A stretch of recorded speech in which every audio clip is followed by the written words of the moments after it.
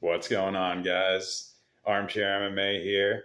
UFC 284, Islam Makhachev versus Volkanovski. So psyched about it. But what I want to talk about right now is the co-main event, Yair Rodriguez versus Josh Emmett.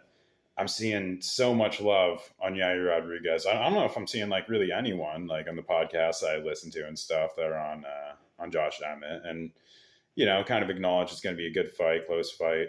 But the way I look at this fight, when I see that, I think Yair Rodriguez will have the advantage. It probably will, throw 1-2s, hiding leg kicks behind. I think he's going to have a lot of success with the leg kicks.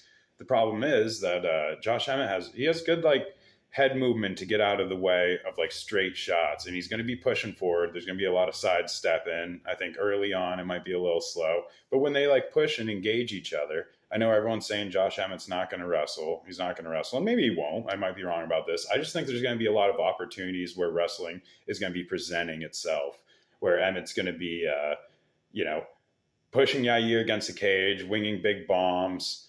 He's shelled up, and Yair probably like goes and grapple or reaches out for a clinch.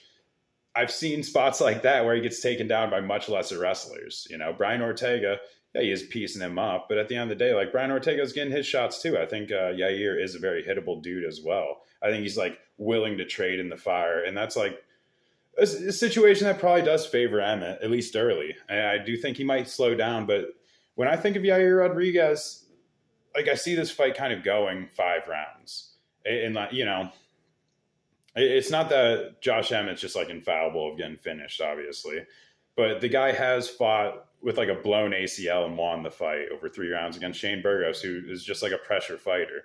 Like I think Yair is more of a flash in the pan guy, and when he misses, a couple kicks and stuff like that, it's just going to be little spots where I think he's just a slightly more hittable dude. It might be a spot also though where Josh Emmett's kind of like cut up early and stuff like that, where he does like superficially look like he's losing the rounds, but they're a little tighter than it looks. So it might be a decent spot to kind of, if you're betting it, bet like Josh Emmett early, half of what you're willing to do. See if you can get him, just a little better line, because I think he'll have the bigger moments in the fight. I think he is going to connect with a couple strikes that are going to put Yair on his butt. And like stuff like that. That's where it's like, dude, that's when you can jump on the guy. Even if you don't finish him, you're winning the round on top. Like I see it being a 3-2 either way. But Josh Emmett he's the underdog, and in spots like that, you probably throw money on that.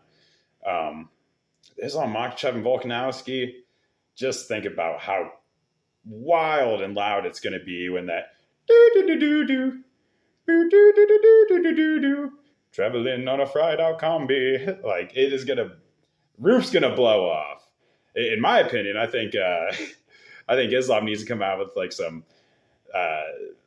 play that funky music or something like that to kind of get the crowd back or something. He's already got the afro on, come out doing the disco. I think it's going to be a lot closer fight than the lines are indicated to be perfectly honest, at least early. Like, I think it's a spot that like you could potentially maybe wait on Islam. Like I know a lot of people are saying, load up the parlays with Islam. You can hedge off of Volkanovski. And that is like, if you don't want to be greedy, that's like a good way and probably the best way to just like enjoy the fight. Like, yeah, I won quarter unit on either side, something like that, a little 2-leg parlay. But yeah, like I see it to where Volkanovski probably gets taken down twice in the first round. Like I think he is going to pop up, get taken down again. But in between, I think he's going to land some decent leg kicks. I think he is going to piece him up a little bit early. I wonder if the size is going to factor in later on, because the only way I see this playing out is Islam winning. Like whether he like dominates him, whether it's a close decision. Which point people are going to be like stressed out that there's a plus 300 something on the other side and a hometown man. But I can't wait to see the fights. There's some great fights on the undercards as well.